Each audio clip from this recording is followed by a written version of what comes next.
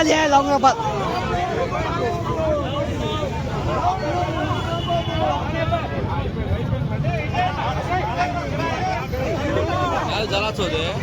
ये औरंगाबाद बोलता सुनता नहीं।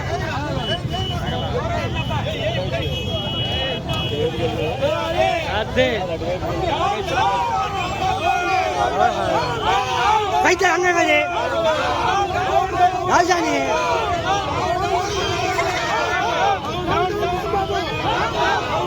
ఏందన్నా ఇది ఏం చేయమంటావు మరి? వాళ్ళకంటే ఆపుకుని బలిపోతున్నా అక్కడ. ఏం చేయమంటావు? ఎవరు మరి తిరగని ఇప్పుడు టైం అయిపోతుంది. ఏం టైం అయిపోయింది? వీడియో వస్తాయి, మనం అనుకోవడం టైం అయిపోయిందని. అన్న ఏ బాక ఏ బాక ఏ బాక ఏ బాక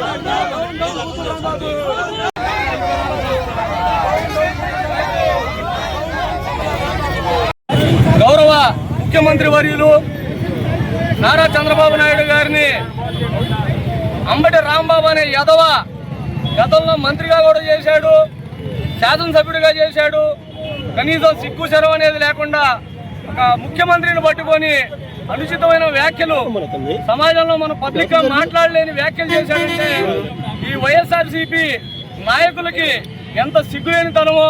మన బూతు పురాణాలకి ప్రజలు 11 సీట్లకు పరిమితం చేస్తే రాబోయే రోజుల్లో జగన్మోహన్ రెడ్డి కూడా కనీసం పులివెందుల్లో గెలిచే పరిస్థితి రాకుండా చేసుకుంటున్నారు వీళ్ళే.